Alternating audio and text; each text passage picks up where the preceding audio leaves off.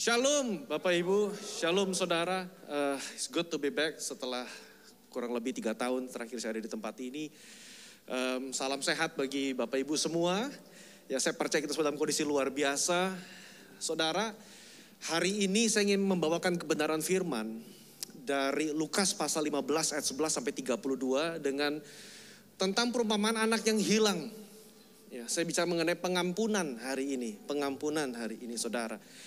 Dan saudara, saya akan bacakan, nanti di LED akan ada ayat, saudara. Ya, saudara boleh ikuti, saudara bisa merenungkan dalam hati, saudara. Ayatnya memang panjang, ya, karena dari ayat 11 sampai 32. Tapi saya rasa perlu kita baca untuk kita merenungkan apa pesan Tuhan dalam Minggu Paskah tahun 2022 untuk saudara dan saya hari ini. Saya mendapatkan begitu banyak berkat ketika saya merenungkan kebenaran firman ini. Ayat yang ke-11, Yesus berkata lagi, ada seseorang mempunyai 2 anak laki-laki. Kata yang bungsu kepada ayahnya, "Bapa, berikanlah kepadaku bagian harta milik kita yang menjadi hakku." Lalu ayahnya membagi-bagikan harta kekayaan itu di antara mereka. Beberapa hari kemudian anak bungsu itu menjual seluruh bagiannya itu, lalu pergi ke negara yang jauh.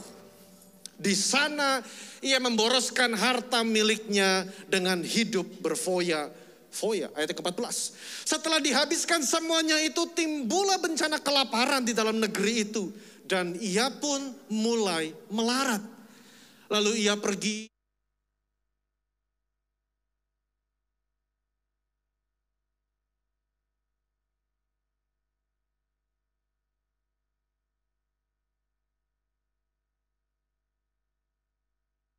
Mungkin orang timur, orang Manado yang makan babi, Bapak Ibu. Kayak orang Chinese yang makan babi, ini orang Yahudi. Pekerjaan yang sangat terhina, Bapak Ibu. Lalu ia ingin mengisi perutnya dengan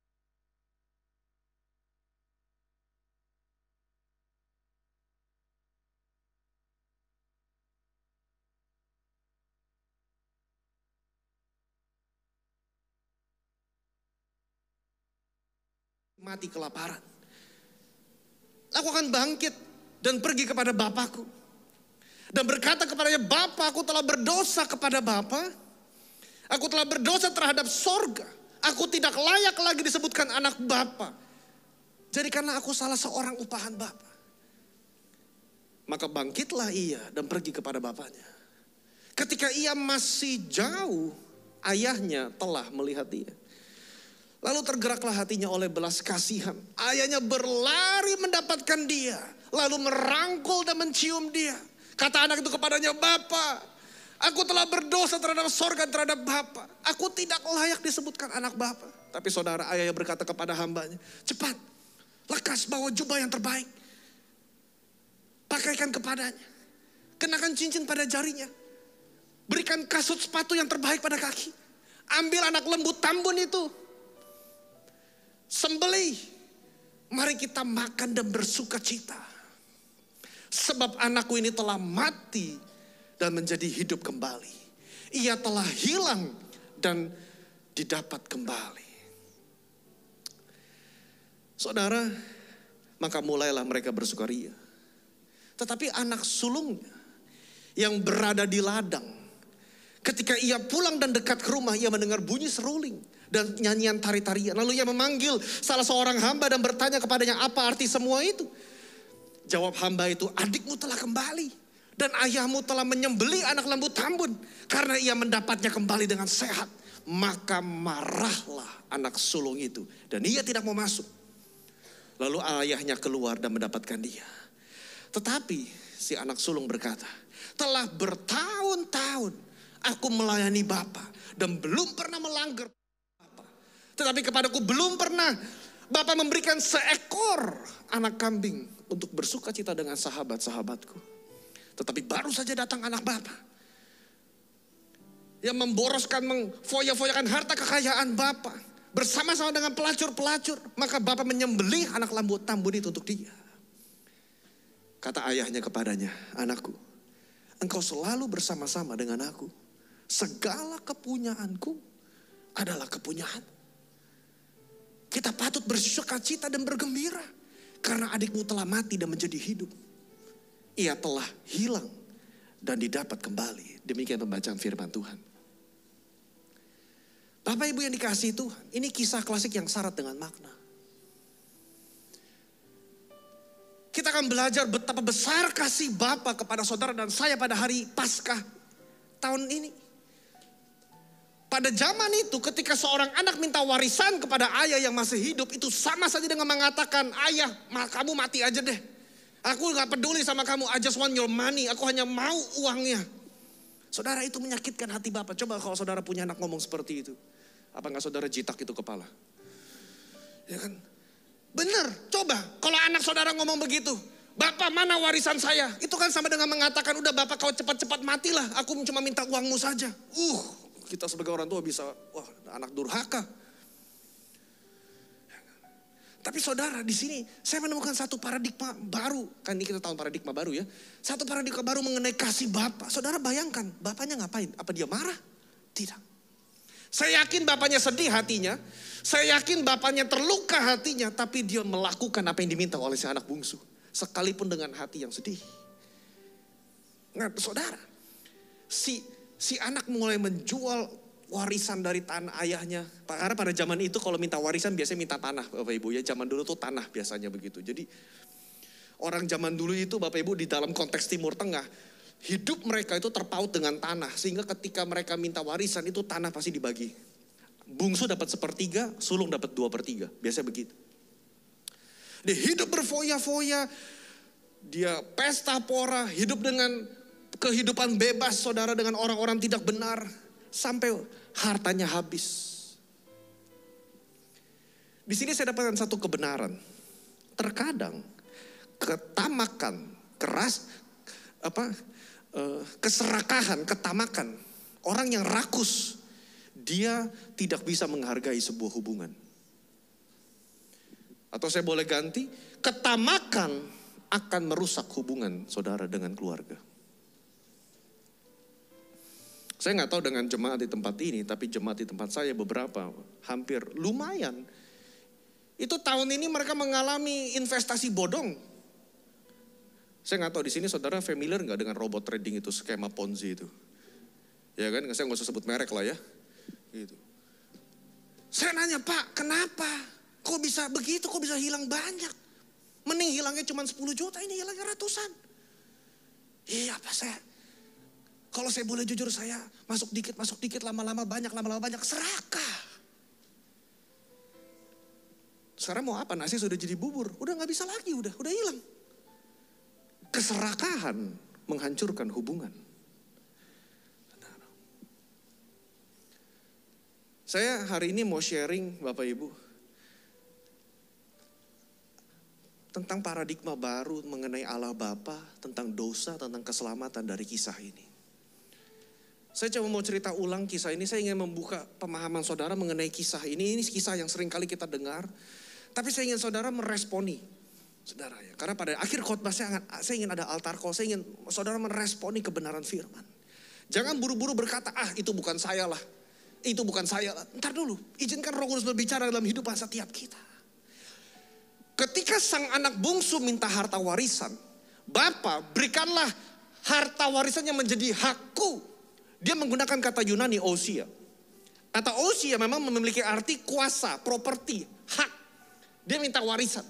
Tapi yang mengejutkan saya, ketika bapaknya berkata, maka bapaknya membagi-bagikan hartanya. Kata harta nggak menggunakan kata ousia.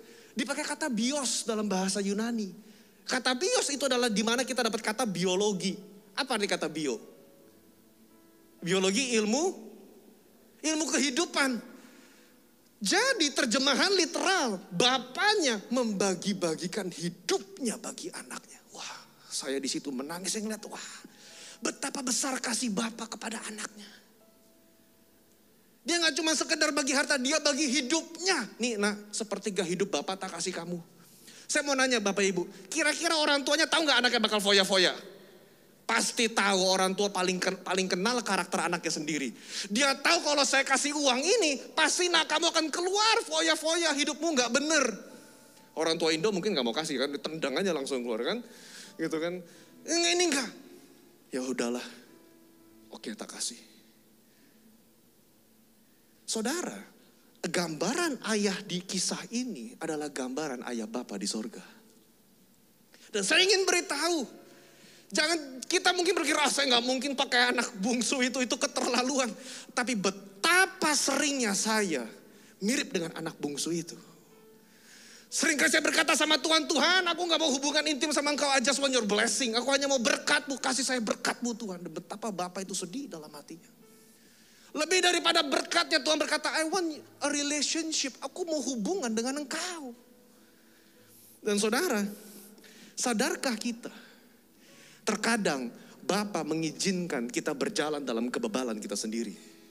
Itu Bapa mengizinkan loh anaknya itu ngambil warisan dijual lalu pergi aja, bapaknya nggak larang. Ya udah jalan. Tahu nggak saudara? Kasih Bapa yang begitu besar. Allah kita bukan Allah yang otoriter. Allah kita bukan Allah yang maksa. Sekali dia peringatkan lewat suara roh. 2 kali dia peringatkan lewat hati nurani. 3 kali dia peringatkan lewat hamba Tuhan. Saudara masih bersikeras kata Bapa. Silahkan jalan. Sampai mentok. Sampai kamu ketemu jalan buntu. Sampai kita sadar, iya jalan hidupku salah. Bapa di rumah siap menanti. Membuka tangan lebar-lebar dan berkata, selamat datang. Karena dalam Amsal 12 ayat 15 dikatakan jalan orang bodoh lurus dalam anggapannya sendiri. Amsal 16 ayat 2 berkata, segala jalan orang adalah bersih menurut pandangannya sendiri. Terkadang Pak, kita suka sok benar, kita suka sok pintar di hadapan Tuhan, betul gak sih? Kita pikir Tuhan ini bisnis yang terbaik, ini benar Tuhan ini investasi yang terbaik. Tuhan ini udah bener lah, udah kita gak usah doa, gak usah puasa, ini pasti bener. Tuhan bilang, Tuhan udah bilang tuh pelan-pelan dari hati, jangan. Jangan masuk ke hubungan itu dengan orang itu, ini orang gak bener, udah jangan. Jangan sama dia, jangan sama si ini, Tuhan udah peringatkan. Tapi kita kadang-kadang masih keras. Kadang-kadang Tuhan izinkan, ya sudah kamu jalanlah. Saudara, kalau suara Roh Kudus itu terus kita acuhkan dalam hati, maka saudara kita akan di jalan sendiri, buta. Kita berjalan dalam kebebalan. Sampai kapan? Sampai kita kena batunya loh. Dan beberapa kali mungkin Tuhan izinkan saudara ada dalam situasi seperti sekarang ini. Dalam titik terendah dalam kehidupan saudara. Mungkin Tuhan sedang mengajarkan kepada saudara untuk segera kembali pulang ke rumah. Kapan si bungsu kembali pulang ke rumah? Ketika dia menyadari keadaannya. Ketika dia menyadari keadaannya. Aku ngapain hidup seperti ini? Aku kerja di peternakan babi. Mau makan makanan babi aja gak ada yang kasih aku. Itu pekerjaan terhina pada zaman itu. Gak ada orang mau kerja di situ. Orang Israel sama babi itu gak kosher. Gak mau mereka sentuh babi. Apalagi kerja di ladang babi. Itu memalukan sekali. Menurunkan martabat orang Yahudi pada saat itu. Tapi ya sudahlah, gak ada kerjaan, saya lapar, udahlah. Di situ dia menyadari keadaannya. Dengar saudara, hari ini kalau saudara dalam situasi seperti ini, engkau sedang menanggung, mungkin ada entah isu dalam bisnismu, pekerjaan, dalam kehidupan saudara. Ya mungkin Tuhan izinkan engkau berada dalam situasi seperti itu. Engkau mungkin dalam situasi yang aduh Tuhan aku malu. Tuhan aku ini lagi mengalami masalah besar. Tuhan Tuhan izinkan aku masuk dalam situasi seperti ini. Dengar saudara, Tuhan itu dia itu enggak membuatkan rancangan kejahatan bagi Bapak Ibu. Rancangan Tuhan adalah rancangan damai sejahtera. Tapi dia ingin saudara menyadari keadaanmu dan kembali pulang ke rumah. Si bungsu sadar, upahan bapakku aja makanannya lebih enak daripada aku. Sudahlah, aku enggak usah jadi anak bapak lah. Aku nanti bapakku coret namaku dari kakak aja, udahlah. Aku jadi orang upahan bapak sajalah. Hidupku minimal cukup. Dia kembali. Sembari dia, saya lagi mikir ya, kan dia pergi ke negara yang jauh kan. Sembari dia balik, dia lagi bikin pidato gitu kan. Kira-kira ngomong apa ke bapakku ini gitu. Itu kan sebelum dia sambit aku pakai sapa, aku mesti ngomong apa begitu. Karena zaman dulu, kalau saudara begitu, bapak dalam konteks Timur Tengah saudara, wah itu gak main-main zaman dulu itu. Saudara, ya gak usah zaman dulu lah ya, zaman sekarang aja waduh. Berbuat seperti itu seorang anak, bagaimana itu perasaan bapaknya begitu. Wah dia balik saudara, dia balik. Ketika dia dari kejauhan, dia mulai datang. Si bapak lagi di depan rumah, dia lagi ngeliatin. Kapan anakku kembali? Kita nggak dikasih tahu berapa lama anaknya berfoya-foya. Saya nggak tahu juga. Ya. Anggaplah setahun begitu. Dalam setahun si bapak menunggu kapan anakku balik, kapan anakku balik, kapan anakku balik. Dia nanti keluar. Pada satu hari itu dia ngeliat. Itu seperti anaknya datang dari kejauhan. Si anak datang udah tertunduk, dia udah malu aja. Bau dengan bau babi, bapak ibu dia nggak mandi juga mungkin. Ya kan zaman dulu budak mana ada bapak ibu seperti sekarang ya kan. Udahlah dia bau, dia udah malu, dia tertunduk, dia jalan ke rumah bapak. Dari kejauhan, itu bapaknya lari mendekati dia. Dia lari, dia peluk, dia cium, dia rangkul, dia nangis. Saudara, itu adalah kasih Bapa kepada saudara dan saya. Menurut hukum Taurat orang Yahudi, orang yang menyentuh babi itu gak kudus, gak kosher, dia harus menyucikan diri. Kalau dia bersentuhan dengan orang lain, maka orang itu juga jadi gak kudus. Tapi ini Bapak gak peduli, dia rangkul anaknya, dia cium. Saudara, inkarnasi Yesus menjadi manusia adalah bukti terbesar kasih Bapa kepada saudara dan saya. Bapa yang kudus, Allah yang kudus yang bertahta di atas sorga dan bumi. Bumi adalah tumpuan kakinya, dia rela menjadi manusia. Sama seperti kita. Dan dia merangkul manusia dalam kerapuhannya. Dia mati di atas kayu salib. Demi siapa? Demi dosa saudara dan saya. Wah, si Bapak bilang, cepat kasih jubah terbaik. Kasih cincin, lambang otoritas. Kasih sepatu yang terbaik. Nggak usah, bahkan nggak disuruh mandi. Udah cepet langsung kasih semua, beresin semua. Potong itu lembu, bikin kambing guling. Kita bikin pesta. Sebab hari ini anakku yang mati telah hidup kembali. Yang hilang telah didapat kembali. Saudara, tahukah ketika, siapa si bungsu ini? Si bungsu adalah saudara dan saya yang kita hidup dalam dosa. Si bungsu menggambarkan saudara dan saya yang hidupnya apa? Yang hidupnya jauh dari kebenaran firman. Si bungsu dia bersalah dalam keberdosaannya, dia melanggar firman. Bukan kita semua melanggar firman Bapak Ibu. Ya kan? Ini baru si bungsu loh, saya belum cerita yang sulung. Ini si bungsu. Jadi hari ini saya mau berbicara, kalau hari ini kau datang ke gereja, kau berkata, Tuhan aku sudah jauh dari Tuhan. Hidupku hancur-hancuran Tuhan. Aku ini udah ada dosa yang mungkin aku gak juga malu ngomong sama Pak Pendeta. Saya mau memberitahu Tuhan menerima saudara dan saya. Yang perlu saudara lakukan, sadarilah perbuatanmu dan cepat kembali ke dalam kasih Bapa. Saya beritahu Allah itu segera lari merangkul dan mencium saudara. Dia peluk saudara, dia berkata jangan pergi. Jangan pergi. Itu kasih Bapa. Itu Allah yang kita sembah dalam kekristenan. Bukan Allah yang jauh di luar sana, bukan Allah yang di atas sana yang kita gak bisa sentuh. Enggak, dia Allah yang berlari merangkul memeluk saudara. Luar biasa kan? Itu kasih Bapa. Saudara sembari dia pesta. Ada cerita yang kedua kan. Ada si anak sulung kokonya, abangnya. Baru pulang kerja. Beresin kebun, beresin ladang, beresin ternak. Dia dengar ada suara hingar-bingar di rumah. Ada bau kambing guling enak begitu. Dia pikir ini siapa ini tumben lagi potong kambing ini. Ya kan, adikmu yang mati telah didapatkan kembali oleh bapamu. Adikmu yang hilang telah kembali. Wah, harusnya anak sulungnya sebagai abang gimana Bapak Ibu? Senang, tapi dia malah marah. Siapa anak sulung? Anak sulung adalah saudara dan saya juga yang kita hidup secara agamawi. Perhatikan, apa alasan anak sulung ngomong sama bapaknya? Bapa, telah bertahun-tahun aku melayani Bapa dan belum pernah aku melanggar perintah Bapa. Aku dengan setia kerja, Bapak butuh apa? Saya beresin. Bapak mau saya kerja apa? Siap, saya beresin. Saya taat aturan, saya beresin kebun, saya beresin ladang. Saya kerja keras, tapi belum pernah Bapak memberikan saya seekor anak kambing untuk aku bersuka cita dengan sahabat-sahabatku. Saya mau cerita, siapa sih anak sulung ini? Anak sulung adalah orang Kristen yang tidak menyadari ketika dia diselamatkan, dia menghidupi kekristenan secara agamawi. Dia menghidupi kehidupan Kristen secara tanda kutip religius, tapi religiusnya yang salah. Saudara, saya mau nanya, bisa nggak kita taat sama aturan gereja? Kita berdoa, kita berpuasa, kita melayani, kita kerja keras tapi dengan hati yang tidak intim sama Tuhan. Bisa nggak? Oh, bisa sekali. Bisa sekali. Kita kesel sama pertobatan orang. Kita kesel sama kesuksesan orang. Kenapa? Karena kita hatinya agamawi. Kita pelayanan tapi kok keras kitanya. Kita suka menuduh orang, kita gak suka sama orang, kita gak suka dia dipakai Tuhan. Harus kita. Saudara. Dosa bukan berbicara soal anak bungsu. Anak bungsu jelas berdosa.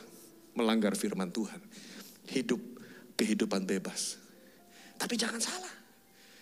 Arti dosa hamartia artinya apa? Meleset dari sasaran. Itu arti definisi dosa hamartia. Meleset dari sasaran. Si anak sulung juga meleset dari sasaran. Si anak sulung, dia kerja di gereja, dia pelayanan tiap minggu di gereja, dia aktif sekali mungkin menjadi gembala kul, dia pelayanan ada 4 jenis pelayanan ya kan, dia dancer, dia usher, dia koordinator, dia production team, segala macam, dia pelayanan. Tapi hatinya kesel ngelihat orang bertobat. Dia bilang, Tuhan orang kayak gini harusnya gak dapat berkat, kenapa dia diberkati? Itu juga dosa. Dan si anak sulung pun terhilang di rumah sendiri. Anak sulung terhilang di rumah sendiri.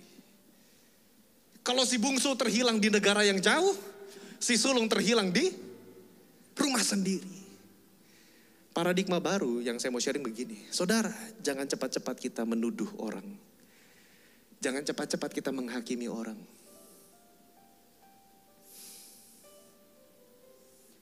Kekristenan.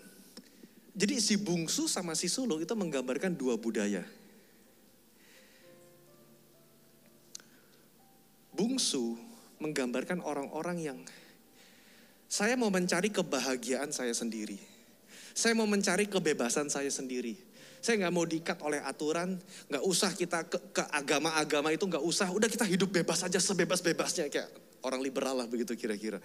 Ya kan, I want to find my own happiness. Gitu, I want to find my own sukacita, bahagia, gak usah. Aku nggak menemukan bahagia dalam mentaati aturan. Aku mau hidup sebebas-bebasnya. Itu si bungsu. Itu salah di mata Tuhan. Tapi yang si sulung juga salah. Si sulung berkata, aku mau mencari kebahagiaan. Aku mau mencari berkat dengan apa? Dengan mentaati aturan. Kerja keras. Ya kan? Saya bilang tidak ada yang salah dengan kerja keras di ladangnya Tuhan. Betul nggak sih? Saya juga mau semua jemaat melayani dengan dahsyat di ladang Tuhan. Tetapi yang salah motivasinya. Baik si bungsu maupun si sulung, saya mau katakan, tidak mencintai bapaknya. Kok kita tahu? Si bungsu jelas gak mencintai bapaknya. Wong bapaknya masih hidup minta warisan kok. Dia cuma mau uangnya aja. Si sulung juga sama. Dia bisa pelayanan, dia bisa kerja. Tapi hatinya apa? Bapak tidak pernah memberikan seekor kambing pun untuk saya. Ketahuan. Selama ini dia kerja. Selama ini dia dengan gigi cuma minta baik bungsu maupun sulung sama-sama cari berkat bukan cari Tuhan. Caranya aja beda. Mari kita renungkan pagi ini. Saya yang mana? Saya yang mana?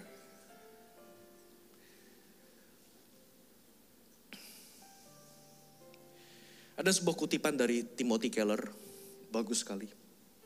Dia berkata begini.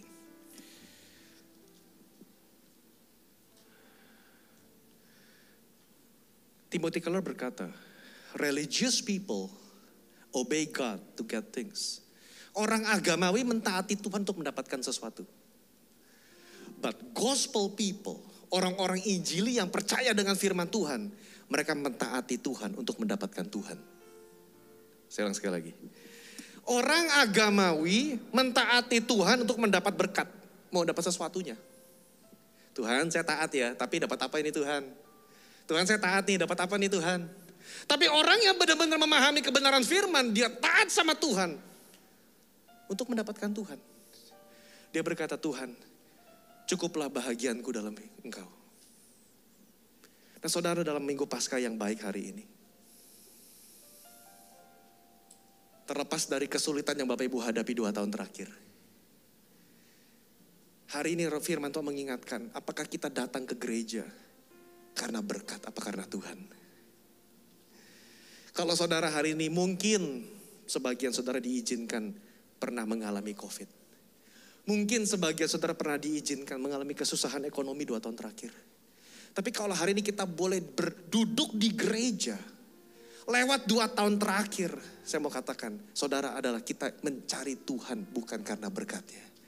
Kita berkata Tuhan, apapun yang terjadi, tetap Engkau. Ya.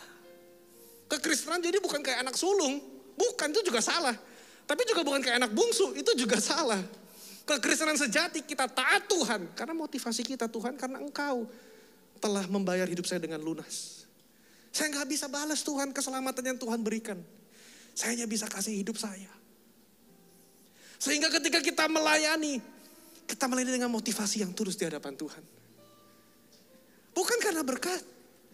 Bukan karena seekor kambing. Bapaknya berkata apa? Anakku, kamu telah bersama-sama dengan aku di rumah ini. Segala kepunyaanku adalah kepunyaan.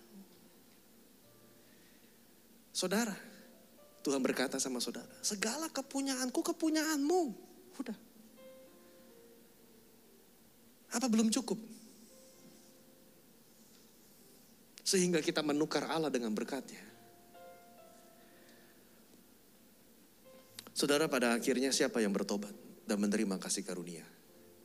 Si bungsu apa si sulung? Alkitab gak cerita. Kan cerita stop sampai di situ doang. Ya si bungsu oke lah ya, terima lah ya. Tapi si sulung kita gak diceritain kisahnya bagaimana. Stop aja di situ. Ceritanya terakhir di perkataan ayahnya. Saudara, si bungsu datang dengan rendah hati. Dia bertobat. Saya berdoa si sulung juga bertobat dalam kisah ini. Bapak Ibu yang datang hari ini, saya sudah selesai firmannya saudara. Bapak Ibu yang datang hari ini, kalau engkau berkata, Tuhan saya si bungsu. Saya lagi jauh dari Tuhan. Bungsu sama sulung sama-sama dari rumah bapaknya loh. Berarti sama-sama orang Kristen sebetulnya. Cuma si bungsu tuh lagi keluar aja dia. Ya kan, mencicipi kehidupan duniawi di luar sana. Dia berkata, aku capeklah pelayanan-pelayanan, aku capeklah Kristen-Kristenan, aku mau menikmati di luar sana. Silakan, silakan.